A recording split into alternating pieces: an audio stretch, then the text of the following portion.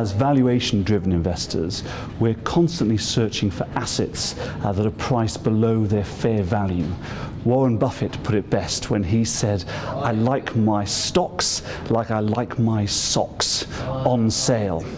The challenge is that as prices rise, there are fewer stocks on sale. It's more difficult to identify value, which has become more concentrated in certain sectors and emerging markets like Russia. There are two drawbacks to this. The first is that markets are more vulnerable to a sharp downward movement as prices correct back to long-term norms. And secondly, there are fewer drivers in the portfolio, increasing the risk of any one driver derailing future returns. Now, this probably isn't an issue if you're a very long-term investor. You can afford to ride out these ups and downs in the market.